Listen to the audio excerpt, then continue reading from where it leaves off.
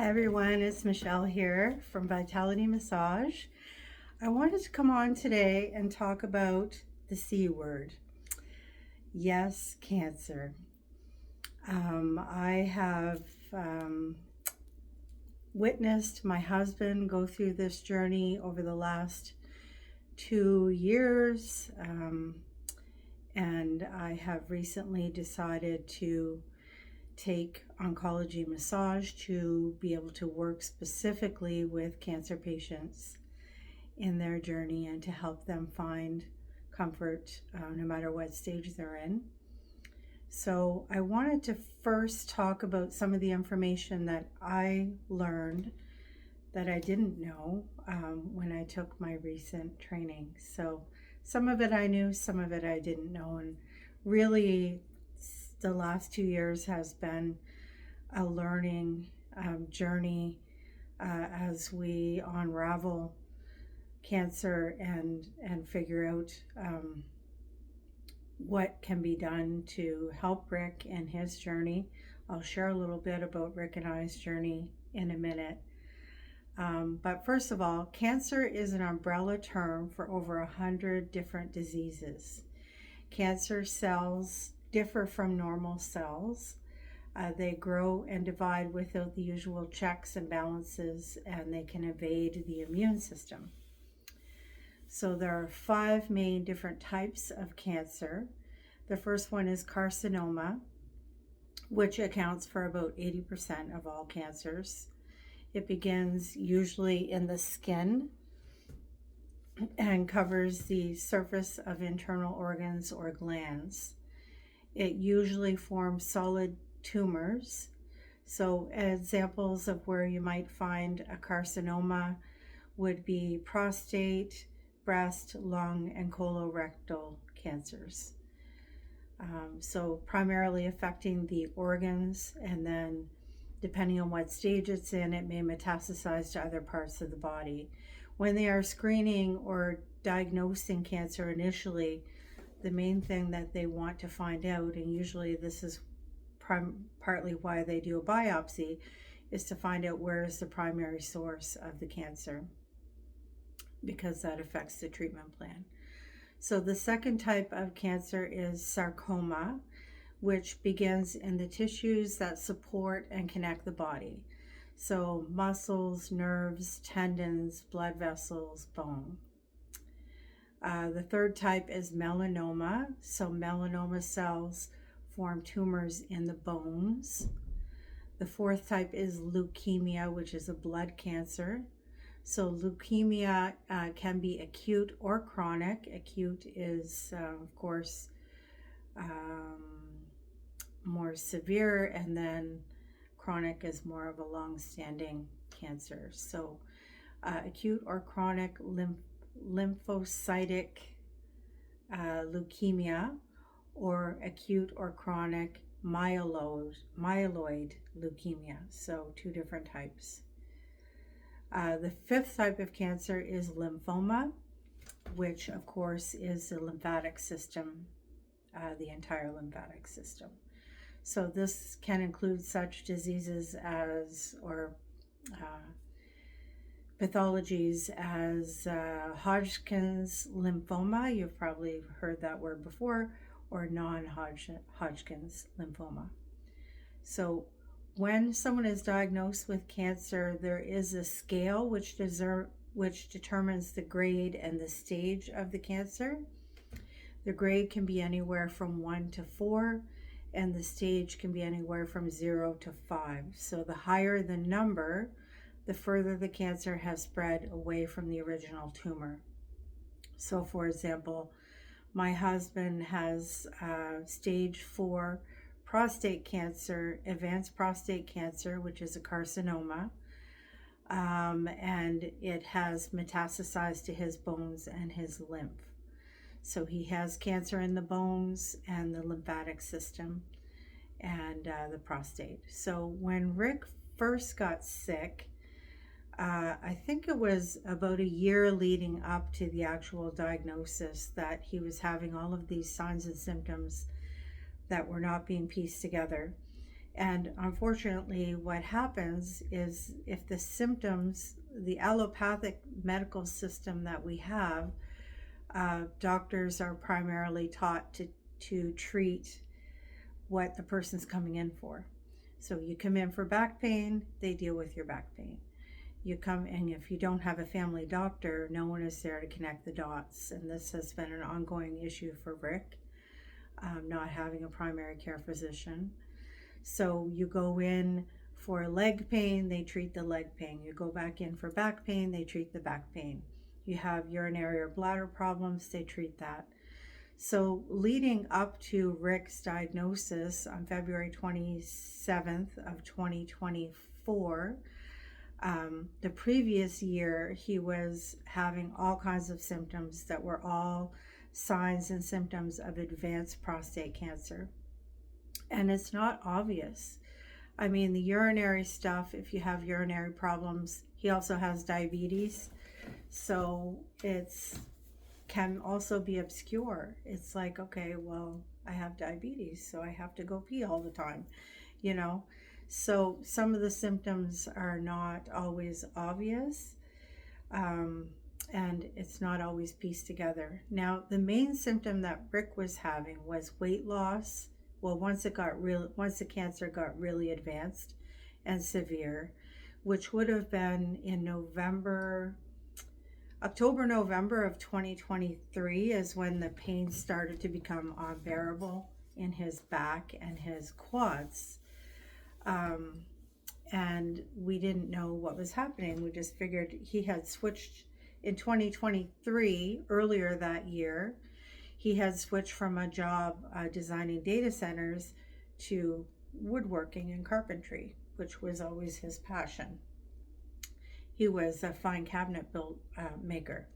So, but he was having trouble lifting things. He was having trouble completing things on time, and stress was definitely something that overwhelmed him at times.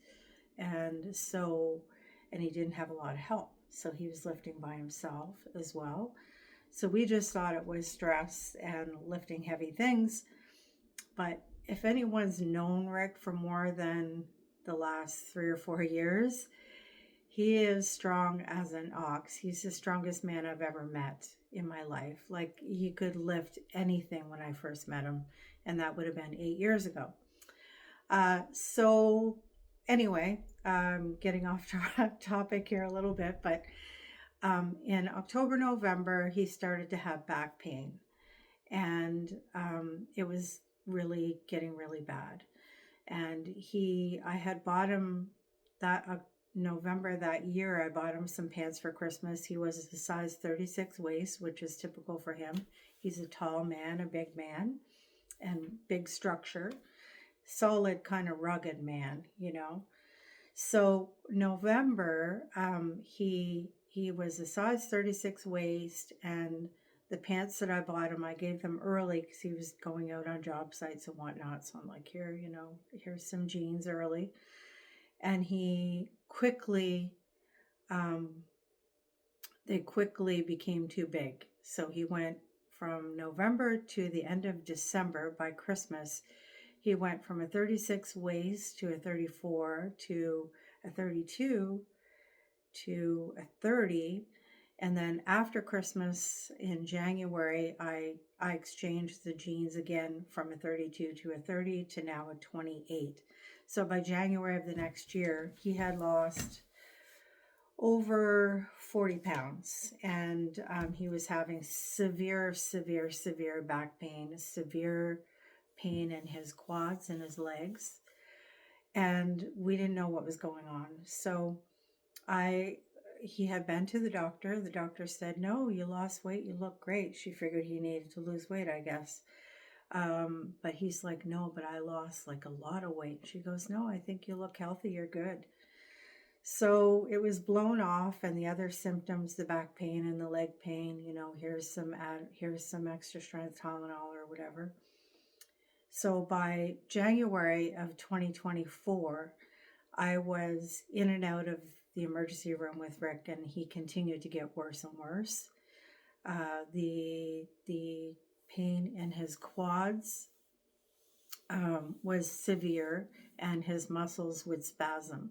Now we know now that it was because of the bone cancer. The cancer had spread to the bones, and also the spine. His back was in severe, severe pain. So I bring him to the ER, and the doctor did an X-ray initially. This was visit 2 after going to the family doctor. And the doctor at the ER said, you've got some mild arthritis there, but you're fine. Like, here's some anti-inflammatories. Go home and get some rest. So I knew something more was wrong, but how could I prove it? So we go back home. He's getting worse. Like, at this point, he can barely walk up. He can't walk up the stairs. He was sleeping downstairs in the living room in a chair, a recliner chair. And a good friend of ours had been very generous and gifted us a beautiful recliner for him to sleep in, because he couldn't sleep laying down. He couldn't sleep any more than 20 minutes if he slept at all. He couldn't eat. If he ate, he would vomit. I would try to give him medication. Of course, he needed it to be on a full stomach, but it wasn't. He was having stomach issues. He couldn't drive. He couldn't eat. He couldn't drive. He couldn't sleep. Like, it was really, really severe, severe, severe pain. I have never seen anyone in that much pain in my whole life. And apparently bone cancer is the most painful kind of cancer that you can get. So at this point, the cancer is literally eating his body. He lost all that weight. And we made 2 more trips to the emergency room. Both times he was prescribed medication, pain medication. So, and I was running a busy clinic. So I'd bring him to the ER. I'd go back and treat a client because I couldn't cancel at the last minute. Go back and get him, bring him back home. By that time, they've discharged him. And by the I think the 4th trip to the emergency room, there was a beautiful doctor, Dr. LeBlanc. Apparently, she is one of the best diagnostic doctors in Waterville County. So Dr. LeBlanc finally had a look at Rick. And of course, Rick was in so much pain that he would say, "This is where my pain is. Like, please do something about this pain in my quads, my legs, and I can't stand it anymore. Like, please help me, right? Get rid of my pain." So I had run out again. I had a client, came back, and luckily he hadn't been discharged yet. And I walked into the room, and she was about to prescribe him. It was another medication. It was a steroid. She said, "Oh, like, I think the steroid should help." And the problem was that Rick was reporting his pain, of course, that it was severe pain. I can't imagine that much pain. So I said to the doctor, I said, no, I said, "We're not leaving. And these are the signs and symptoms he's had over the last 3 months. He's had weight loss. He's got pain in his quads, pain in his back. He can't sleep. He can't eat. He can't drive. Like, please do some more thorough investigating." And she said, "Okay." She said, "I'm going to order a CT scan, but no one's here to do it right now. Come back in the morning and tell them I said that to put you through." So of course we go back in. And Rick is a Leo, so it's a fiery sign. It's not a patient person. He can be patient, but when he's in pain, not a lot of people are patient when they're in that much pain either, right? So we go back into the hospital, and they said, you can't just come in here and get a CT scan. You're going to have to be triaged. So have a seat, and we'll get to you when we get to you. So of course I looked at him and I said, "We're not leaving. I don't care how impatient you are. We're staying here until you get your CT scan." So he goes in, he gets the CT scan. I had to do the same thing, run back to my clinic, treat a client, come back to the hospital. And by the time I came back, I walked in the room, and Rick was white as a ghost. They had done a CT scan of his chest, and the doctor had just told him, "You have cancer throughout your entire body." And of course, I broke down and cried. I still get choked up. Um, it was devastating news. And so he said, your best option is to consider your quality of life at this point. He did a prostate exam, and Rick's prostate was 4 times larger than it should have been. His PSA was 1215. It shouldn't be any higher than 6, I believe, 4 or 6. 1215, you can imagine. It was the highest number the doctor had ever seen for a PSA. And he said, you have cancer in your bones and your lymph. And he said, we have to refer you to someone to get a biopsy to find out where the primary site is. We think it's the prostate, but we don't know that for sure. So, of course, this was the end of the world as we knew it at that point. And Rick was in shock. He was in total shock. Like, he barely responded. He was kind of numb. And I remember driving us back home, and I could barely see the road through my tears. I couldn't keep myself together.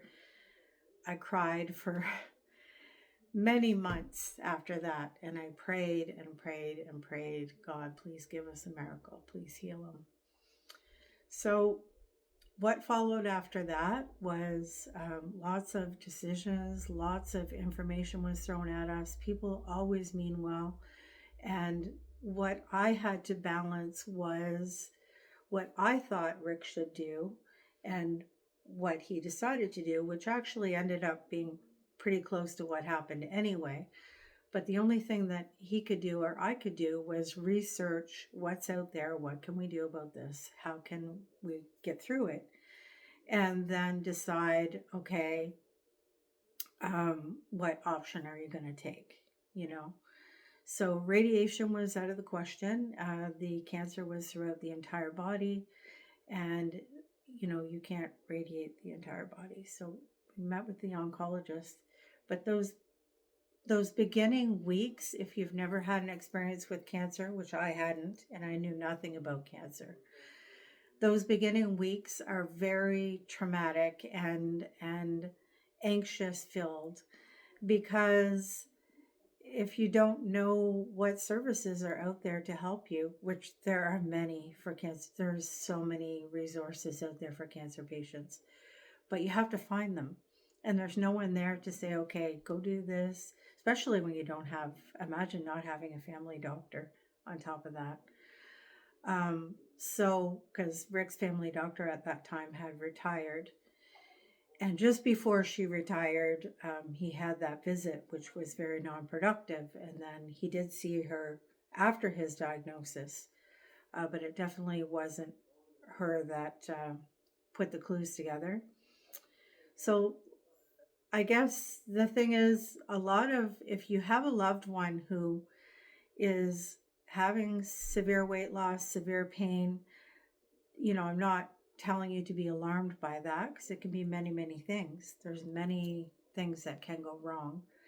But if it is cancer, that person usually needs some sort of advocate or some sort of person in their corner fighting for them, because it's just, if they're in pain, they can only see their pain. They need someone to say, okay, there's more going on here. This has been going on for X number of months, especially if you're getting Band-Aid treatment through an emergency room and seeing numerous doctors. Those doctors don't consult with each other. Well, what did he say when you were, they might look at your file. But so if you have a loved one that's going through or has been diagnosed with cancer, the best thing that you can do is be there for them and support them, and not put pressure on them to do what you think they should do. Let them decide for themselves. Give them information, that's fine. But as far as their treatment is concerned, some people decide on chemotherapy, some people decide on all natural route, and that's okay too. Some people go to clinics in the States or Mexico or wherever. I've talked to people who have done like different diets and cleansing of their body and things like that. I mean, there is very much so a metaphysical aspect to cancer, right? Like there, you have to treat the emotional body. It can't just be the physical body. Um, Now, why some people get it and some people don't, I don't know. But there's a lot of people do get cancer. There's a lot of toxins in the environment. That's a whole other topic, and there's hereditary things too.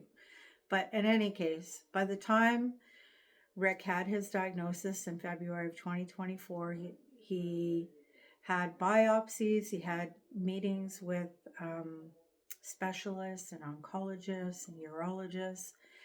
And by May or June of that same year is when he started his chemotherapy. And that's when I saw him at his sickest. He lost his hair, he didn't get the typical symptoms that a lot of people get.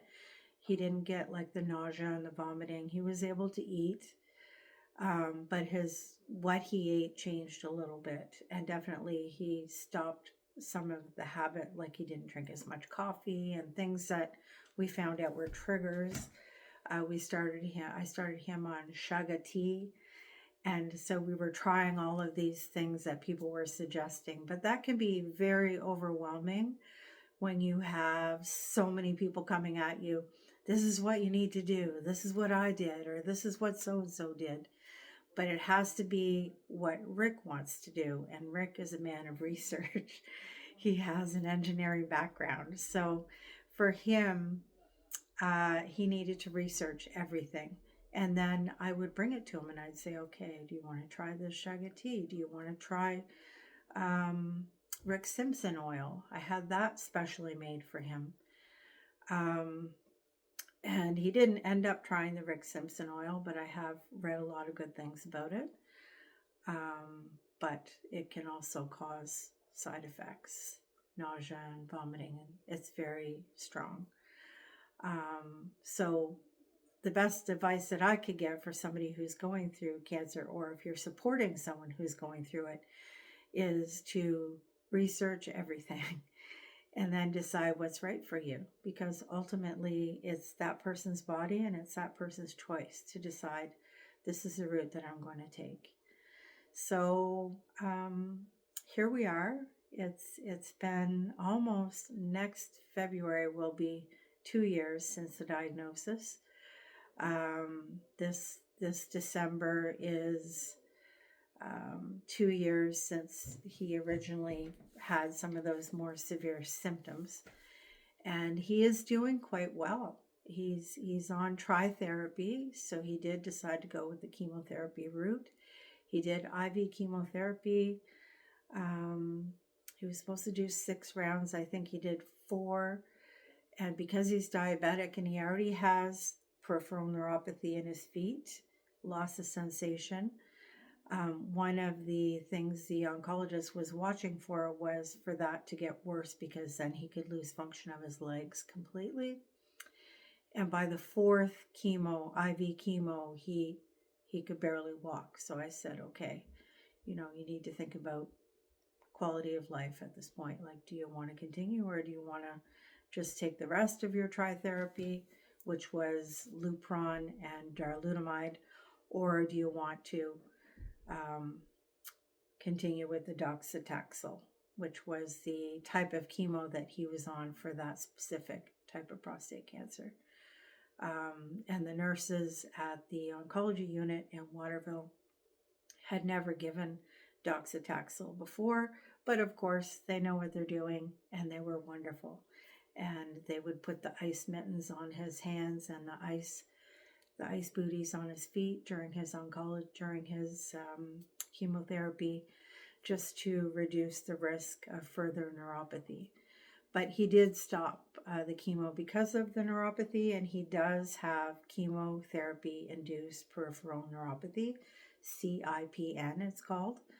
And his doctor said he'll have that for the rest of his life. So he did have a doctor for a short time. The next doctor he had is now also left New Brunswick. So he doesn't have much luck in keeping a doctor, but in any case, he's been doing okay, and we've been maneuvering through that. It's definitely a challenge at times. But anyway, so the doctor said, like, you'll always have um, uh, peripheral neuropathy in this more severe stage. So, things like reflexology, when I do that on his feet, that helps him. It's not going to cure anything, but sometimes it's a matter of quality of life. So if it can help him feel better, bring more circulation into his legs and his feet, then that's worth it. Acupuncture is also good for that. I have done acupuncture on Rick, but not recently. So it's whatever he wants me to do. If he's open to that, then we do that. Lymphatic drainage massage has been very helpful to Rick. It's a very gentle treatment, and where his lymphatic system was affected by the cancer, lymphatic drainage massage helps to drain the toxins and the chemo out of the body, because it does what it needs to do to kill the cancer, but it also kills all the good cells too. So it's a matter of building the immunity back up after the chemotherapy. So there's been many, many, many learning curves along the way, and we stepped away from any kind of processed food. We try to get our meat organically or at the market or from a friend who has a farm. Same thing with our eggs. We try to get free run organic eggs. Can't always do organic. We are down to one income. Rick, when he got sick, he couldn't be a woodworker anymore. So he's retired, and I think that's probably was the best decision for him. But he keeps himself busy on the computer and 3D printing and helping friends and whatever else. So that was a challenge during the chemotherapy. He was bored because he's not a man to just sit around and do nothing. So that's when we got the 3D printer for him. It's like, okay, you need something to just keep your mind off of things and give you something to do, because he would get very bored. And then, of course, after the chemo was finished, it took quite a few months to rebuild the immune system. And now at this point, almost 2 years later, he has, I would say, dormant cancer. He's still on darolutamide, which is a type of pill form of chemo, and he's on Lupron, which kills the testosterone. So in the case of prostate cancer, the cancer feeds on the testosterone. So it's called a medical castration. So the Lupron basically gets rid of all of the testosterone, and so the cancer can't grow in the prostate. And the Lupron has been working. So the tritherapy did work for Rick, combined with changing diet, going to organic food as much as possible when we can afford it.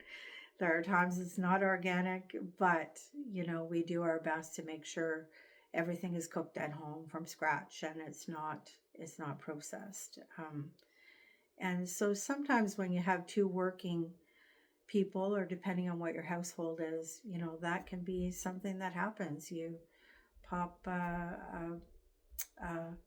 something in the oven that comes from a box, or it can be convenient, and it takes longer, and it's a commitment to food prep your week. But if you make a commitment to, say, do that on a Sunday, then you can set yourself up for the week, and when you're busy, then you have stuff ready to go, and it makes it easier. So there are ways throughout this journey.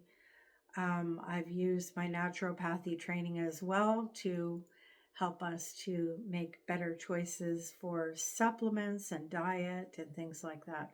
So there are so many changes that we've made as a household as a result of this, and that's kind of ongoing. So as things change, then then we may change how we our lifestyle might change. In the winter, Rick doesn't walk outside. It's too high risk. He has bone cancer. He'll out his, you don't just get rid of bone cancer.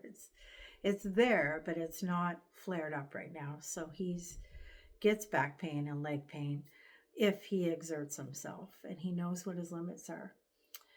He has seen a neurosurgeon for his spine. He has growth on the front and end plate of T6, T9, and T6 and T9, I think T11. So we're waiting for further results on that from the MRI compared to the CT scan as far as what's happening with that. They talked about radiating those end plates, but we need more of a report. I did pay for an MRI out of pocket because our medical system, as far as MRIs are concerned, like you're looking at 2 years to get an MRI, or at least that's what the doctor said. So yeah, I mean, if you still need a doctor's referral to get the it's called MRI Moncton, I believe. If anyone needs to look that up, then if you're looking for an MRI, that it still needs to come from some sort of doctor's referral. But I think it's $1,000 per section of spine. So the C spine is 1,000, T spine's 1,000, L spine's 1,000. We did just the T spine because that's really where his problems are. We know that from the CT scans, but they were very inconclusive. And the spinal canal is clear. The foramina, so these are the holes that the nerves go down through. Nothing is compressed as far as the bones are concerned, so he's good. He doesn't need back surgery. But the spinal surgeon is keeping an eye on him, and he's ordered a CT scan every 3 months for him, just to keep an eye on things and make sure it's not, getting worse. And once we get the report back from the radiologist comparing the CT scan with the MRI scan, then he'll know, then he can meet back with the neurosurgeon or the radiologist and decide if he wants to get radiation to the spine. Personally, I feel like things are going well, just leave things the way they are. But ultimately, again, as a partner to Rick and as his spouse, my job is to support him in what he wants. This is his body. This is his choice, not mine.